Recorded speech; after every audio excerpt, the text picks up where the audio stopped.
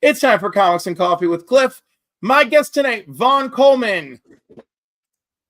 Now I'm doing vertical mode. We'll be right back after one very important message.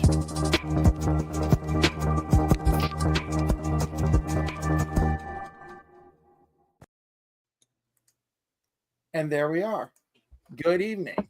All right. First, I want to shout out to everyone who's a member of the channel. Thank you, because by you contributing to the channel, you're helping me support my local food bank, and I very much appreciate that. So shout out to Comic Toby, Rad Art and Comics, Madam, Billy Power Max, James Abel, Not Near Mint, Legion of Comics, Black Spiders, Adamantium Blade Comics and Collectibles, Vogs, Venom Spawn, Krista Comic Vet, Garfwong, Jade Margolis, Heroes for Hire Club, John's Comics with Friends, Omnibo, Spidey's Powder Tumblers, Matt Likes Comics, Big Lion Cat, Couchin and Salcha with C Bizzle, who I see you with your My Month membership in the chat, and I appreciate you. Papa Wheelie, still only 35 cents.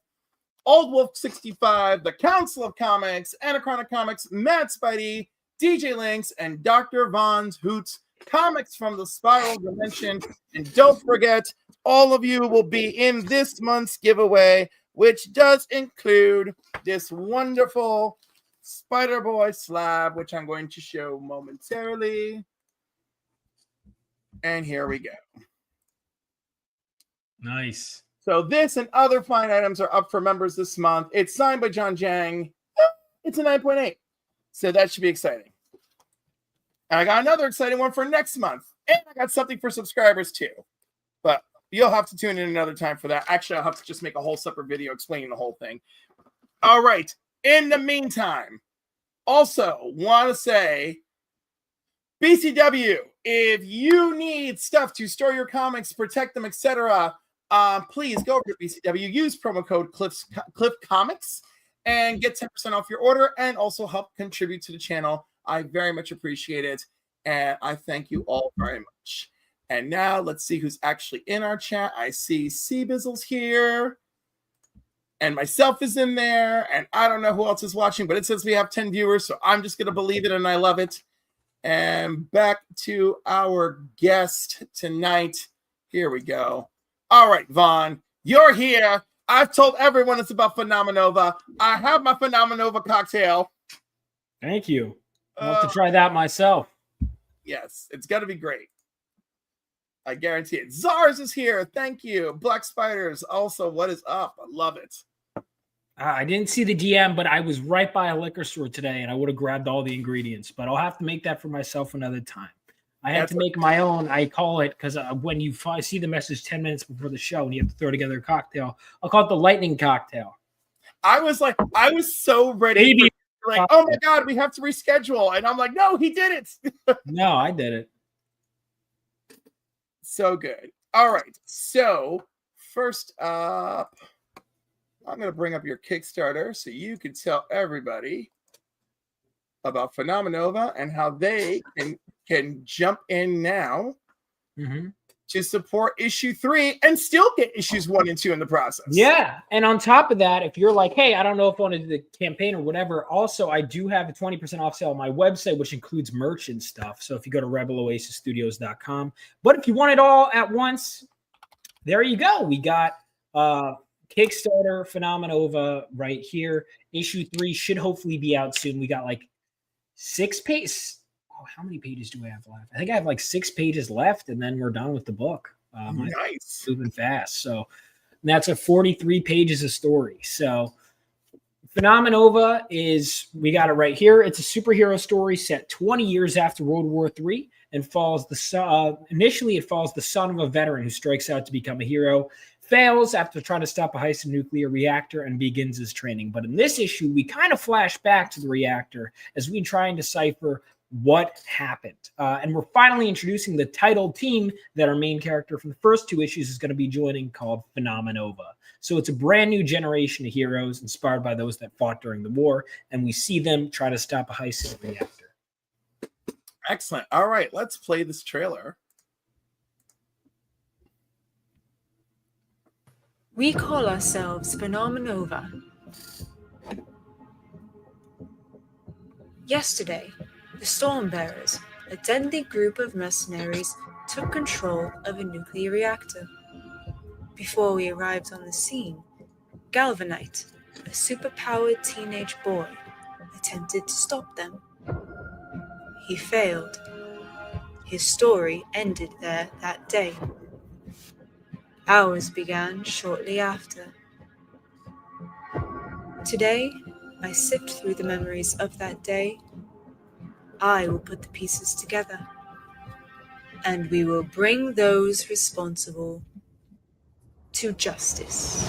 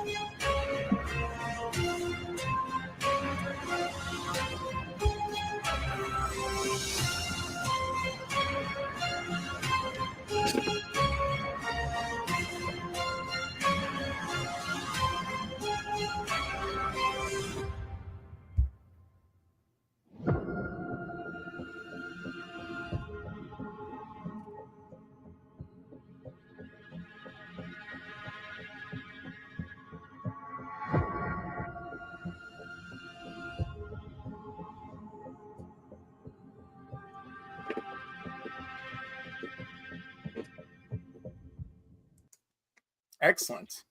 Thank you. And of and course, here's your website. Yeah. So, like I said, 20% off physical items, which basically amounts to shipping discount for. So, if you're a backer, don't worry. It's still cover price is still the same for the main covers of issue 1 and 2. Now, the variant covers are always limited to the campaigns. So, you'll notice the variant covers are not on my website.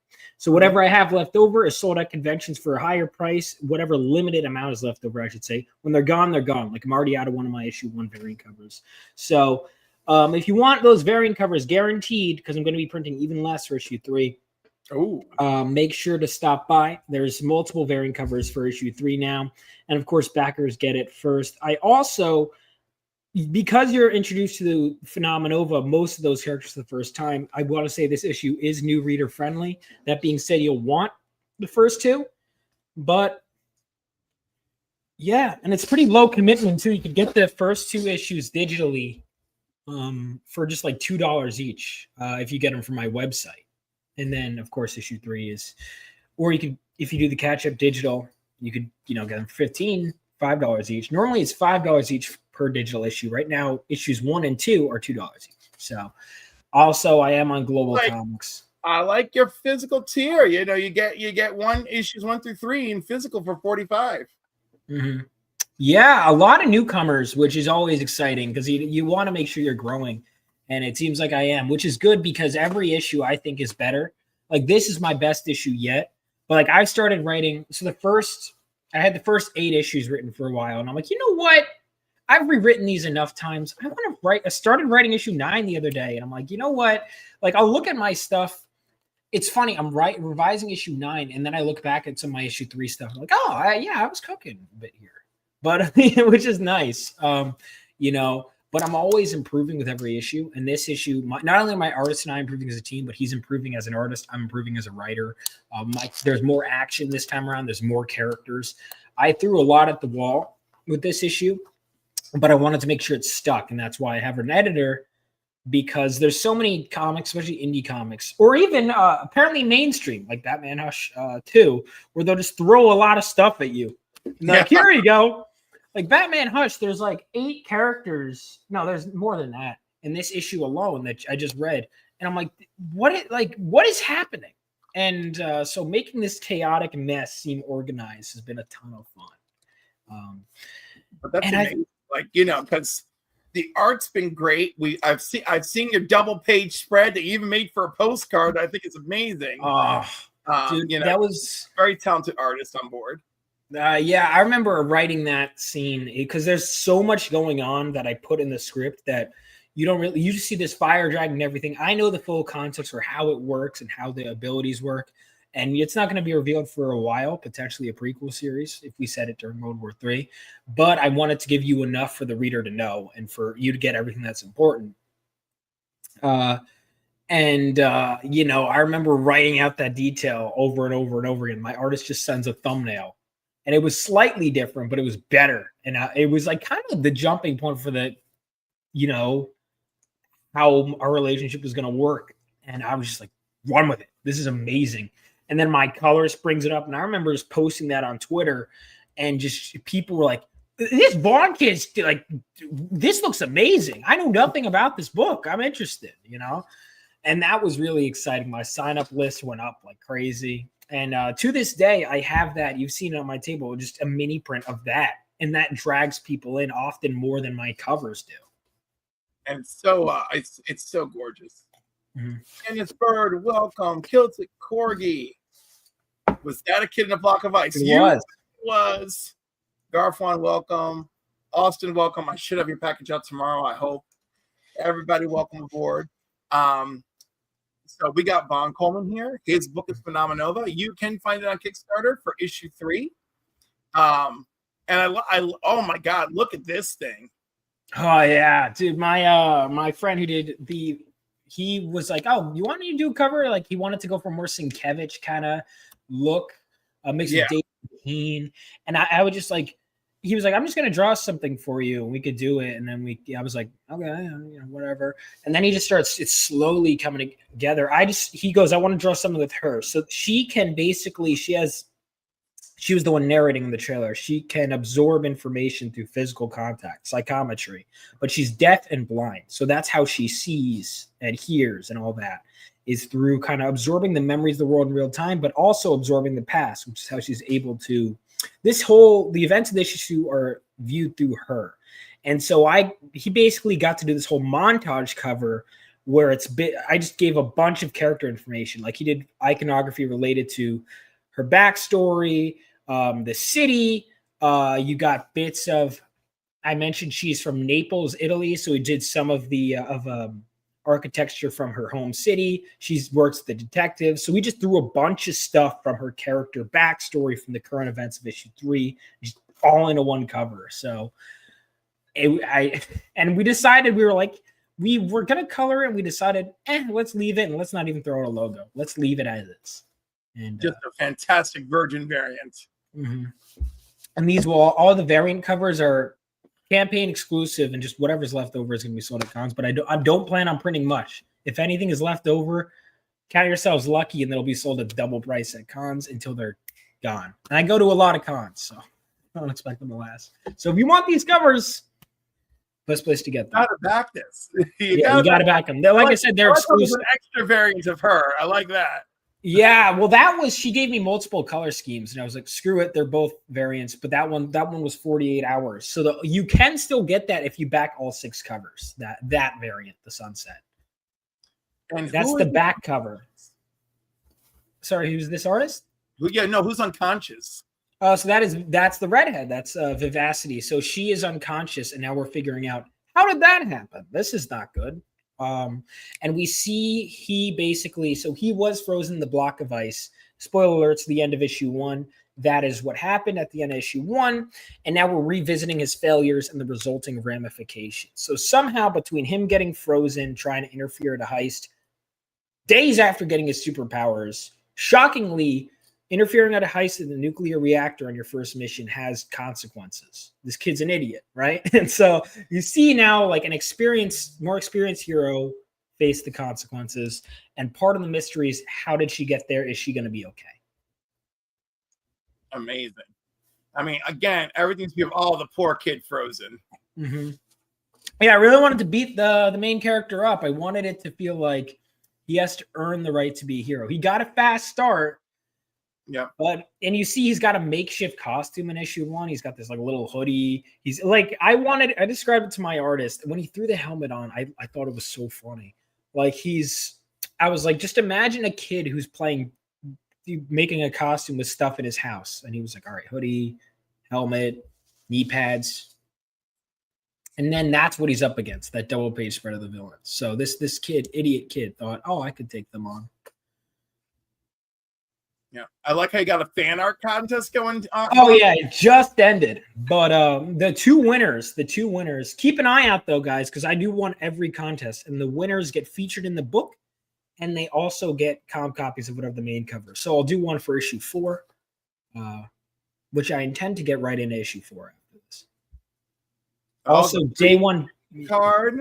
Yeah. So though that's gone now, but day 1 backers, even then for issue 4, day 1 backers always get a free trading card. That's very cool.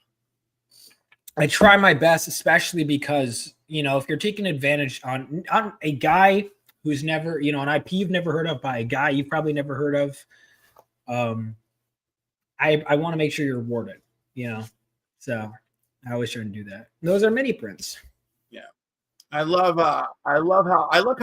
how the villain crew just looks so threatening, and the hero crew looks so bold and colorful, and then these guys are like, yeah, we're killing everything and blowing everything. Yeah, it was like the heist crew. I knew some of the ones I wanted to include, and when it came to a reactor heist, it was a matter of practicality. And I've had this idea since I was a kid. So over a decade, I have just a list of villains. And I was like, okay, this person can work this. And there were a few things where I'm like, I need someone with these abilities. Oh, I don't have anyone with that. I'll create someone new. And so just kept adding to this villain roster. And I was then comparing the roster, and I'm like, oh, the heroes are screwed. I'm like, good. That's awesome. I love, I want for the villains. I was about to ask you an obvious question. So you've read Mutant Massacre. When the Marauders show up, and you have that splash page, you're like, oh, they're huge. And then more of them keep popping up in X. You're like, what? That's not even all of them. Sabretooth's one of them. And then they just kept going. You're like, I think there were 11 Marauders. And you're like, oh my God, the X-Men are screwed. And there's that double page splash where they're just killing all of them. Oh man, I think that it's, even though it's not a horror comic, there's almost like a horror element in that story. And I wanted the characters to be so outclassed. It most certainly was. Yeah. It was most certainly a situation like that for the comics.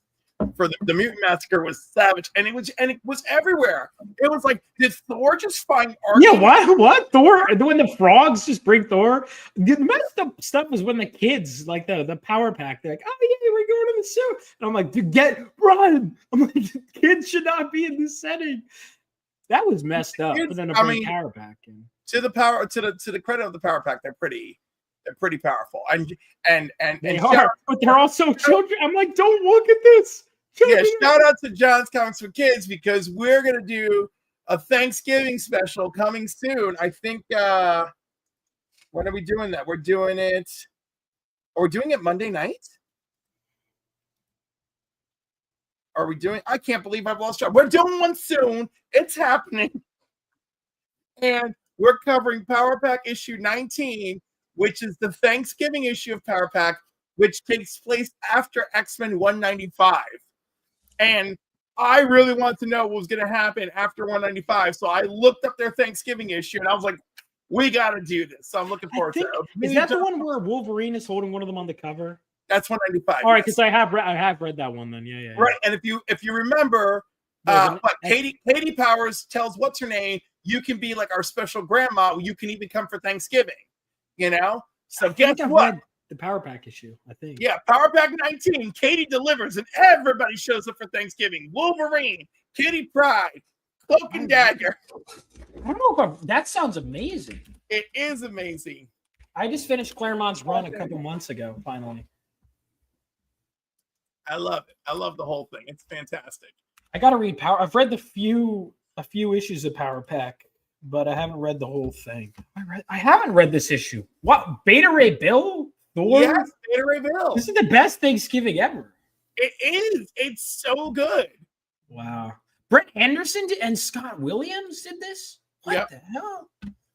This is like, I've never heard. This sounds like, all right, I might have to read this. You may have to read it, and you may have to watch my show coming soon. I will. Giant-sized issue, too. This is, how have I never heard of this? Legion's in this? No.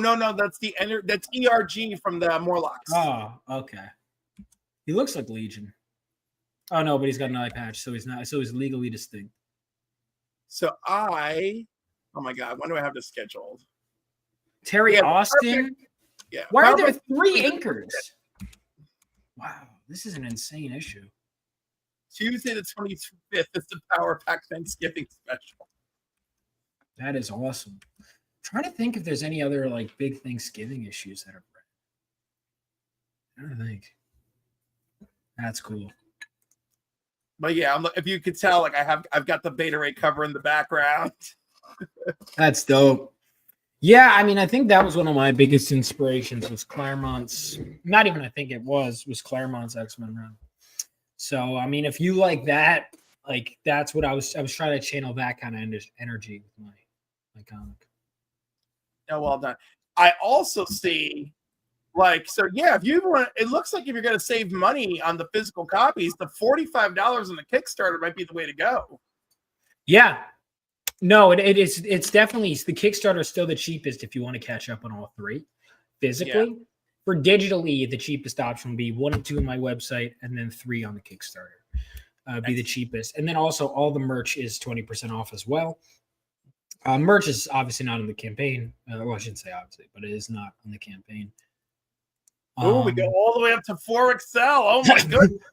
Well, I just saw it. It gave me the option. I was like, yeah, I'm not, why not? So it's print on demand. Thank you for thinking of the larger population. Yeah. Makes no difference to me, customers. It's print on demand, so I just throw you any option. Like even colors, I give like a bunch of different color options for the shirts. So it's like, oh, you want a shirt of this color? There you go. No, excellent. It's the best way to keep it going. Yeah. All right. Is there anything else you want to share about this? Honestly, I think that covers everything I got going. I mean, like I said, that's everything in the campaign. It is 43. So the first issue is, if you notice, $20. Second issue is $10. If you're wondering why it's an odd number so it's not $15 an issue, but it amounts to that because it's like the first issue I wanted to be chunky, right? Because I was like, I want you bought in. You know what it reminded me of is, again, big Claremont fanatic. You know how like New Mutants had a graphic novel where there was giant size X-Men, which even though it's basically part of Claremont's run, right? Even though and then you have Excalibur. I was like, well, instead of having to explain to people that number 1 isn't the start, I'm like, let's just make number 1 as chonky and then issue 2 because that's easy. 1 and then 2 instead of. I hate having to explain to people. No, you start with New Mutant, Marvel graphic novel number 4, New Mutants, and then you go to New Mutants number 1. It's like that just. So that's why I did that. It was like it's like buy in now, and we'll get there eventually. Yeah, and then issue 3 was initially going to be like the same as issue 2, and then I was like looking at all these characters and I'm like, let me expand this. Let me give my artist more breathing room to really show all this in action. And so I did. Artists definitely took advantage. They definitely. Oh yeah. I was like, what? When the villains show up, it was like 1 panel. I'm like, no, let me make that a double page spread. I'm like, there we go. So unbelievable. But yeah, just like that double page spread, phenomenal. Mm-hmm. Like interiors, the villains having their march, excellent. Mm-hmm. I really love that. All right, so then we are going to move into. Oh my God, no, we're not doing that. We're going to go into, holy cow, I have too much media. What's going on here? All right, comic of the week.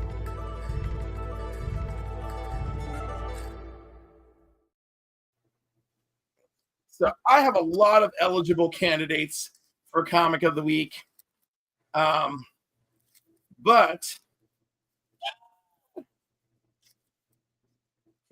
I'm actually going to give it to Fred Van Liete's take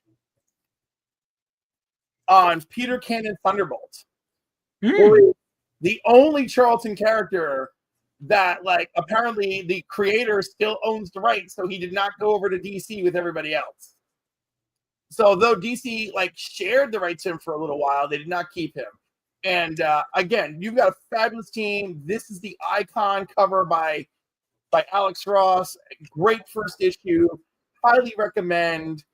Again, I feel, and it's by Dynamite, so you know, Dynamite has been like all fluff for me, and like, you know, all no substance is what I'm trying to say, right? Except for, I think Space Ghost has been really good. Anyhow, this was a great start. Loved issue 1. Highly recommend. So I'm giving Peter Cannon Thunderbolt my comic of the week status. You don't want 800 Vampirella covers? Listen. For like 8 Vampirella titles a month? Listen. Until Vampirella starts looking like this.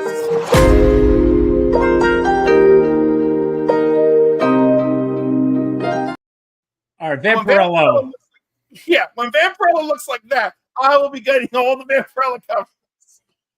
No, imagine it's no. I remember seeing that even when I was, because I was like, yeah, Vampirella. That's I wonder why I would be interested in that. And I was like, and then I was like, what? I just want to pick a cover, and there were like 8 different. And there was like, I was like, geez, I know. And then she's half nude, dripping in blood, full cover. Half nude, dripping in blood, same image, but only the red bikini and the red blood are red. Everything else is black and white. Then the same one again. Logoless. Right. The logoless, black and white. Then with a red logo, black and white. Then with a gold logo, gold bikini, black and white.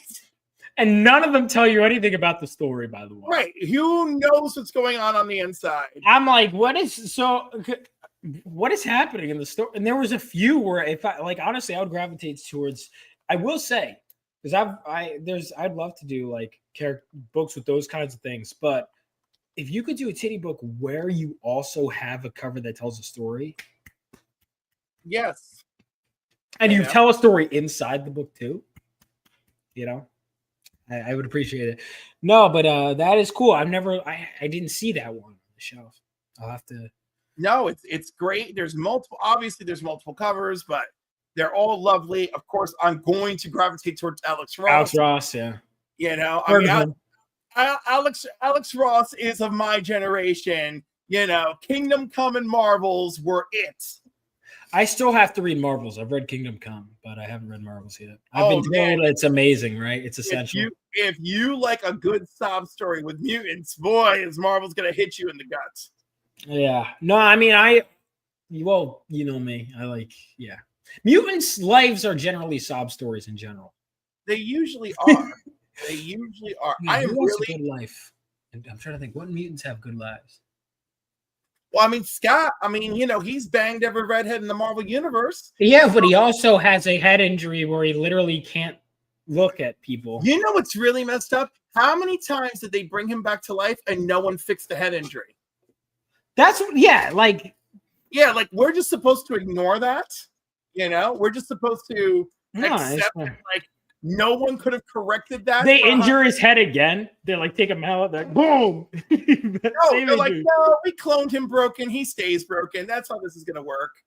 Yeah, I wondered that too. Like, House and Powers of X, I didn't even think of that. Oh my god, yeah, they clone him, and he's just like has the same problem. They're not. They also didn't they change? I remember one X-Men annual where it was like they very clearly stated the solar energy converts to a concussive force, which actually that redhead character in Phenomenova is based on that, because I like that idea so much that she absorbs solar energy and absorbs it into a concussive force. But I'm not retconning the difference between me and Marvel with Cyclops. I'm not changing it to a punch dimension. She doesn't have a punch dimension, okay? I'm sticking with the solar energy. Because I remember it's a mud dimension, right? They are some weird dimension, yes. It's like he takes it off and it's a portal to the punch dimension. Why is it so complicated? It's just he has a beam from his eyes. Why is it so overly complicated? Because someone wanted to just make it better or put their edge on it, Yeah. But like, it's enough that solar energy can concussive force. End of story. I agree. The punch dimension is a dimension of pure, endless kinetic energy. Or it was briefly accessed by America Chavez, who used it against the invading Chitauri and killed the Leviathan. This dimension is reference to an infamous explanation for the powers of the X-Men Cyclops that originated in the first print of the original Marvel Handbook. But here's what's funny. If that's coming from the punch dimension and his mutant power is simply accessing that, then how come his brother is immune to it? It doesn't make any sense. Why is it so complicated? It's just an I-beam. Why is it so complicated? No, it's unnecessarily complicated. Also, him and his brother, their powers are like energy related, but their powers, like, it doesn't make sense for them to be immune to each other because one is cosmic rays and the other is right. But the fact that they're like brothers is what makes it mean. And by the way, the cosmic ray thing, it's still solar energy. Oh, is it? I don't know. Yeah, science was my weakness in high school. I was horrible at science. Yeah, but like, it's still. Well, I'm just saying the way some people wrote it, it's like it's still solar energy. They're brothers. They cancel each other out, and I liked it that way. Yeah, especially me too. When Vulcan showed up, and Vulcan was like nearly unlimited power, but like canceled out when he messed with the two of them. So some people pay attention to stuff and try to make it good, and other people they go and write hush to. I'm holding out hope, and it makes sense. By how many issues is it? It hasn't. How many issues is it? Too many. Because I think it's supposed to be a 12-parter in 2 6-issue blocks. All right, well, we're close to the first 6 issue. We're at issue, I think we're at 5. It's maybe, or are we on 4? I don't even know. No, I think we're on part 5 because we took a break at 4. Yeah. They really put on the covers which chapter we're on. Yeah, wait, what? They really... Oh, yeah, they don't. Yeah. Because I forgot. I'm like, all right. Wait, why is he wanted? That didn't happen in the issue. That means wanted? It doesn't have to make sense. I didn't even think of that. I was like, oh, he's going to be wanted. Now I'm looking. No. What? I was really holding out hope. My first comic ever read was Batman Hush. So I was like, I did think it was weird that it was Hush too, because Harda Hush gets no love, and I love that story. Yep. It deserves love because this is terrible. It deserves love. Hopefully he'll get more love now. I'll be like, hey guys. Oh my God, there's an R-rated Aztec Batman Clash of Empires available on digital now. What? What? Like, how do they just sneakily just like not talk about it? R-rated? Yeah. Why is he Aztec? What? Batman's everything, I guess. Whatever makes money, man. Batman. Well, apparently Batman was it Ninja? Apparently that was really good. Yeah. I never watched it, but I'm sure it was. That is weird. This issue is so freaking insane. Damien lassoed up his father, is pulling him through the streets and screaming yippee-ki-yay. That was insane to me. I was like, how is this real? Like, I'm like, Damien loves his dad more than anything. What are we even doing here?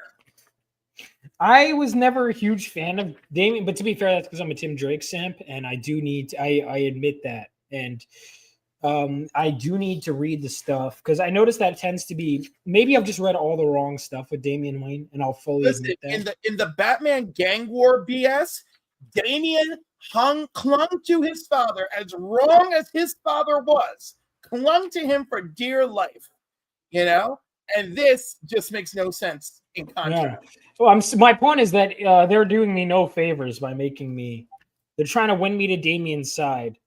Also, it feels like this whole story is Batman just explaining what's going on, except but it's like almost like you're supposed to go, oh, Batman's saying it, therefore it makes sense. But it doesn't make sense. But when Batman says it, I'm supposed to go, oh, okay. Yes, Batman. Yeah, all right. So that is not my comic of the week. Neither is it yours, but we both read it. My comic of the week was one of the ones on the stand sitting next to it. My local comic shop, by the way, is Jay and Silent Bob's. Really? Yeah, that's my LCS. But That's I got nice. Turtle X Godzilla, which I didn't even know that was a thing. But I like the turtles. I like Godzilla. I saw this on the shelf and I was like, oh hell yeah! Two things I like come together, and it's cool. So in this, I assume this isn't canon to the mythos. What I assume is that they're doing the kind of new Teen Titans X-Men deal where they pretend like it was in the same universe the whole time, and you just believe it for the duration of that. That's what they're doing with this. We're like, oh yeah, they did the whole time. Yeah. So they retcon. Have you read this? No, I have not. But you should. So they basically are like, oh yeah, the Foot Clan was created. Didn't you know they were created to fight Godzilla? You didn't know that? God. I'm like, so that's what we're dealing with. I'm like, okay, this is kind of like, so it's that kind of fun. And you could also tell they were like, all right, what are all the well-known 80s TMNT? They're like, all right, let's put Bebop, Rocksteady, Krang, let's put Casey, let's put everyone in this issue. And so you could tell this is just made pure for the fans. Like, don't expect anything intellectual. And I wasn't. And so I had a pleasant time, and there's going to be an issue 2. So I'm bought in for issue 2. That is my comic of the week. And it looks like they also are, like they've referenced Rodan. Like, I don't know if you're a Godzilla guy. I love Godzilla. Like, I love Mothra. I love Ghidorah. They had Anguirus, and they had a bunch of others. Like, even Hedorah is mentioned. Like, I love kaiju stuff. So. I'm a big fan of the films. Yeah, so they had like, if you look at this, you need to get this book then, because if you look at it, they have like, even in the background, they'll have panels of like, oh wait a minute, this guy was in this movie. This guy, like, Hedorah is there. Space Godzilla is mentioned. Who else? Like, a lot of them were mentioned. I was like, wow, they're really. You could tell. I think it was Tim Seeley wrote this. You could tell he was a fan. He was like, throw this guy there. This guy. Yeah. And so this is amazing. We're gonna make it hang. We're gonna fit this all in there. So this is like a fanboy wet dream. Like, it's not an intellectual story, but I wasn't looking for that with Godzilla vs. Teen. I wasn't even looking for this book. When I saw it, I knew I wanted it, and I'm very glad I bought it. So high recommend for me. Godzilla versus Teenage Mutant Ninja Turtles. Not a fair fight at all, by the way. No, but it still sounds amazing. It's a fun read. It's a fun read. The Foot Clan retcon, like, let me know right off the bat. I'm like, this is the kind of story we're into. Like, oh, don't you know?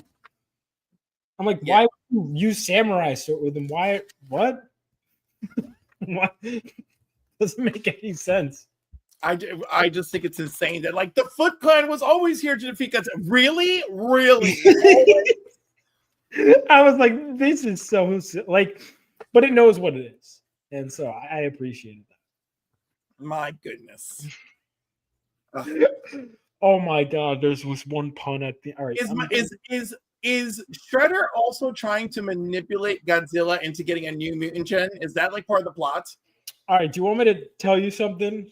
There's Krang is making his own kaiju called Kaijutagen. Oh, my word. So that is what you can expect from this issue. So I can't wait to see it. Well, then the horrors will never cease. Never. No, it is. Yeah. So that is my pick for the week. That is, I celebrate that. I celebrate that. It's all right. Apologetically goofy, so I like that. That's okay. Like, I listen, there's some goofy ass stuff that I really love, you know, but also, like, my pockets have severe limitations. So I like, and I have like a hardcore love of the Superman family. So, like, that will always come first, and then everything else ends up on the chopping block. But, like, beautiful covers this week for Supergirl and Action Comics. Beautiful. All right, now we move into heavier duty territory with the Bussy Buster.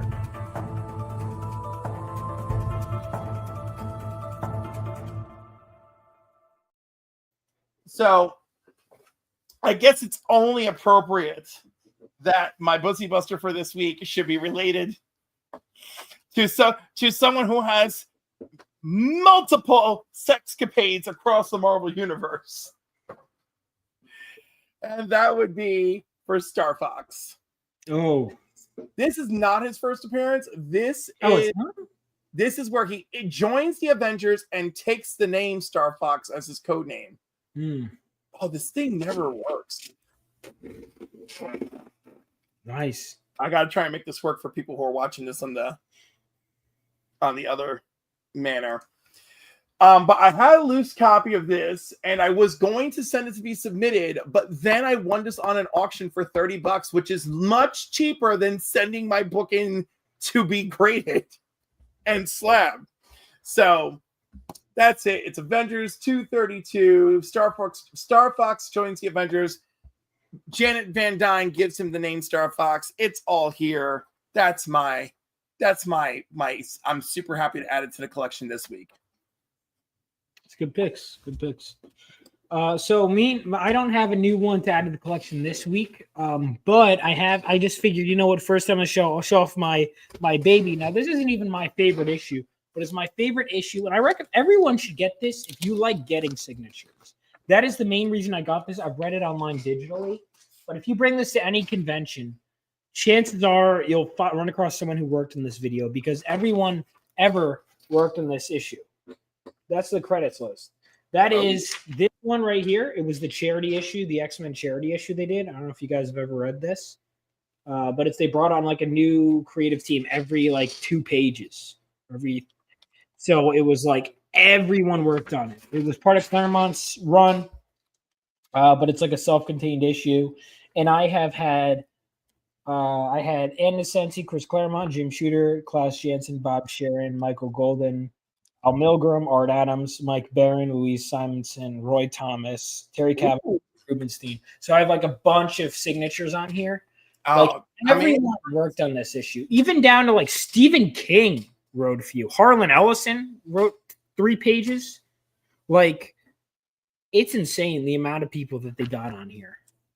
Yeah, it's a phenomenal book to get a lot of tears on. My friend has a print, right? Mm-hmm. That is from the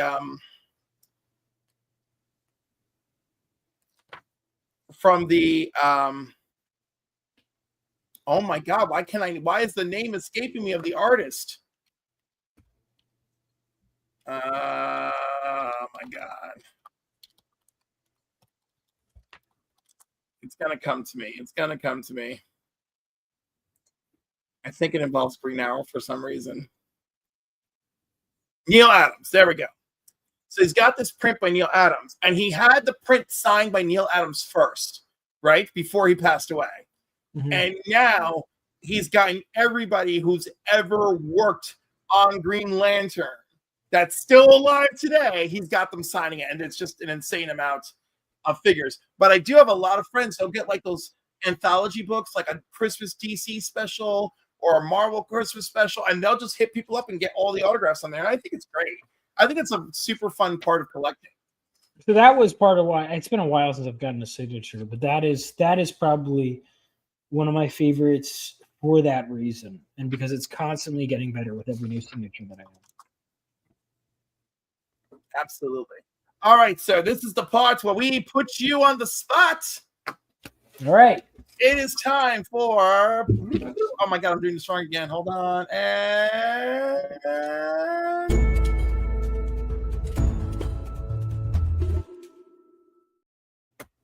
There we go, the 5-finger shuffle. I'm just giving up on this, like, not working on for people who are streaming, vertically. Yeah, so my 5... So I'll cheat a little bit. I'm going to give my big one. The Claremont X-Men run is one of my 5, which that includes, I'm cheating. I'm including the whole 17 years worth, and I'm also extra cheating because I'm also going to throw in New Mutants as part of that. At the very least, Claremont's run on New Mutants, which I think is the first 4 issues. So, but it's starting with Giant Size X-Men #1. There's reading orders you could follow. His whole run. I finished it. You get to see not only the X-Men evolve, but you see how the comic industry evolved into what it is today with all the spin-offs and miniseries and crossover events with Mutant Massacre and Inferno and Fallen Mutants and, all that. And it's I think, like, to me, that was a masterclass in understanding comic book storytelling on a multitude of levels, not only from the writing and the artwork, but also from just understanding how to link several titles together, how to do long running character arcs, how to balance, especially Phenomenova issue 3. I wanted to bring in a bunch of villains and a bunch of heroes, but make it not feel like it was too much. And I would always like go back and be like, how did he have this many characters? And I'd look at it and be like, oh, so all right. So this is just masterclass in comic book storytelling. And it was the run. I was at film school at the time, and I had read comics before, but it was the one that made me go, yeah, this is the medium for me as a writer. This is what I want to do. Was that run. So Claremont X-Men run. And then when I say just the most solid run, even people that have never read comics before in their lives, I tell them to read Frank Miller's Daredevil run, and also the Elektra stuff too. Everything can be found in these 3 omnibuses. I actually did a video. If you go to my channel, it's my name, Vaughn Coleman. You could find my definitive Frank Miller Daredevil reading order. In my opinion, what you should do. This run, there's not a single bad issue in here. It includes some graphic novels, everything from Born Again, The Man Without Fear, that miniseries, Elektra Assassin, Love and War, which is often looked over. That is a good one too. Just cannot recommend this enough. Stellar. I can't believe I did not find your YouTube channel until you just mentioned it. I was like, oh, why wasn't this easier for me to find? It's okay. You go back far enough, you'll find my like the little squeaker voice videos when I was like in middle school. Oh my. Then another one. So I mentioned I'm a Tim Drake simp, and that is solely I do need to read the whole 90s run, like the Dixon run. I want to read all the 90s Batman stuff in general. But that all starts with so I got the Death in the Family trade when I was first getting into Batman, and once it gets the most essential, and obviously that was good. But it had this other story after Death in the Family that is better than Death in the Family. That is, and I didn't know about this story, A Lonely Place of Dying, where Tim Drake becomes Robin. The introduction of Tim Drake. No one puts this on their Batman top 10 list ever. And it is one of my top 5. How dare they? Also, we're going to zoom in on me for a moment. Because you see that? Good stuff. And it's signed by Marv Wolfman and George Perez. Incredible, dude. It's this mini series. I remember I was always like, oh, well, I like Batman, Robin fine, but is there like really the bat? And I'm like, yeah, this is why not only why Robin is essential, but why Tim Drake is essential. Tim Drake, it's the ultimate argument for not only why Batman needs Robin. Every time I hear someone say it, I go, have you read A Lonely Place of Dying? They always say no. I'm like, there you go. You're A Lonely Place of Dying. What's and happening also to the culture? What's happening to the culture that we're not talking about? It's been happening forever. Yeah. And it's like, I've said this many times. I'll say it again. If I ever got the chance to make a Batman movie, I'd probably change some things here and there, but I would do A Lonely Place of Dying, some version of that. Because it perfectly, if you're a newcomer and you want to know the history of those 3 Robins, sums it up. Tim Drake brings it all together, and he earns the right to be Robin and proves why Batman needs him. I love this story so much. And it's also, again, I was writing young teenage superheroes, and I was like, who are some that really grabbed me? He came off the heels of a Robin that fans hated, and they won him. I'm like, how did they win him over this? And it's such a masterclass. I have to reread it, but oh my God, like it is so good. And it's never in the top 10 lists of Batman stories. And it's always going to be in mine. I can't recommend. It's a great crossover because like, we don't retrace just Batman steps. We retrace the Nightwing steps. It crosses over into the Teen Titans. Like it's in there. It is so good. It is so good. And again, newcomer friendly too. But I love it. Now some other run. I haven't finished these runs, but I've read the first 28 plus issues of. Speaking of it, perfect transition. New Teen Titans. I haven't gotten to the Judas contract yet, but I've read the first 4 volumes, and I'm like, yep, this deserves the hype it gets. Also, bonus, not part of my 5, but read the X-Men Teen Titans crossover. It's awesome. But New Teen Titans, read that from the beginning. The character dynamics are so good. The characters are great. I mean, it had 7 characters of the team, which I feel like 7 is almost a magic number, right? But it never feels too crowded somehow. Yeah. Perez is a storytelling god visually. Even Wolfman would say that he would like add panels to the page and make his job harder to tell the story. He could add like a million characters in like a panel and make it work. I'm like, dude, like, how are you doing? And Wolfman, first of all, quick rant. Why is Wolfman? Everyone praises his stories as some of the best, like Crisis on Infinite Earths, New Teen Titans. Why is he never on top 10 writers list ever? I never see him. He's in my top 5. In the meantime, when X-Men was number 1, his freaking New Teen Titans was number 1. And no one puts him on top 10 lists ever. Right. And no one puts him, no, because they're not thinking about it. The 2 top-selling comics of the era were New Teen Titans and Uncanny X-Men, to the point where they agreed to do a crossover. Before the Avengers and Justice League, which is insane to think about today. Yes. So with all that, by the way, I love the Superman popcorn bucket behind you. It's fantastic. Yeah. I saw it in the theater. I was like, yeah, I got it. Yeah, like I love it. I saw it at the theater and I was like, no, must save for comics. Get away.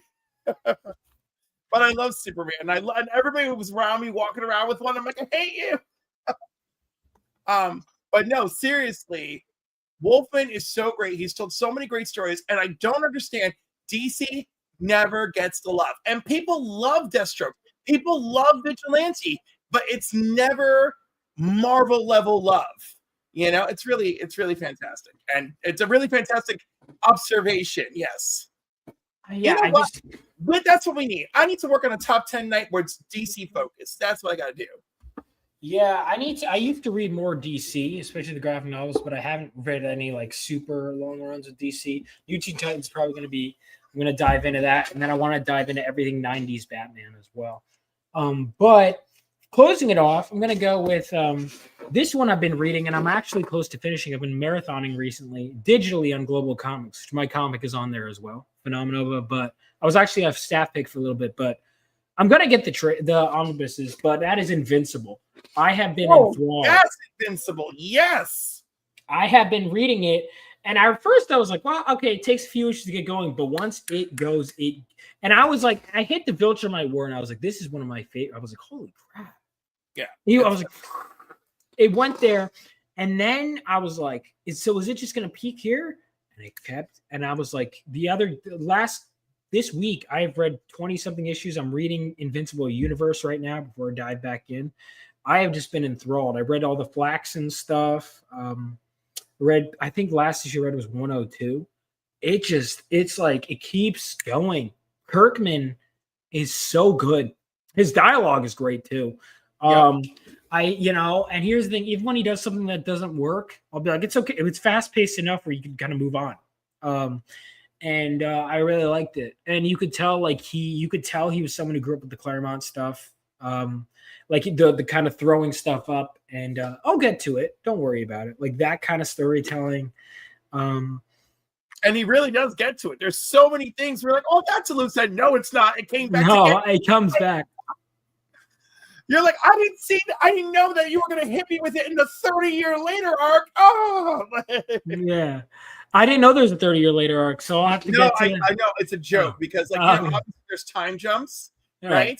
So like when there's a time jump, you're like, oh my God, he's beating my emotions. He took something that was supposed to happen 15 years ago and slapped me over the head with it. Yeah. He will drop a truck on you nonstop, Kirkman. Nonstop.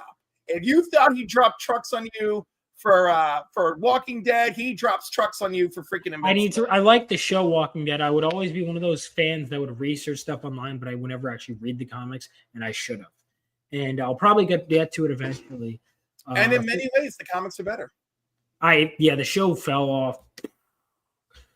But they keep making sequels. Yeah, I'm like, what? Did you end or not? Make up your mind. But yeah, those are my top 5. So Invincible, New Teen Titans, Claremont's X-Men, Frank Miller's Daredevil, and The Lonely Place of Dying. Absolutely. Phenomenal stuff. Oh my God. Well, I want to thank you. I'm going to update the video description later so people can find your channel, your IG, and of course your websites. And I just want to thank everyone for joining us tonight. Oh, I got to put the recipe for the cocktail in it too, because that's going to be a lot of fun. So Vaughn, I hope to see you at a local con soon enough again. Actually, do you have any cons coming up? I'm going to be at Garden State Comic Fest Vineland this weekend, and then it'll be at Saratoga Comic Con next weekend.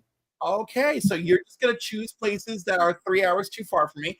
All right, but actually, I could have seen you in Saratoga, but I will be performing my nephew's wedding ceremony next weekend, so I will not be around, you know. All right, well, I'll be at a lot of East Coast stuff. I know you will. I'll find you again, and I'll and next payday I'll back your Kickstarter. All right, thank you. So everyone, thanks for joining us. Black Spiders, Kenneth, John, Dante, Kobe, Austin, LeMay. I love you folks. You have a great night. Thank you again to Vaughn. And remember, read your comics, and I love you. Peace.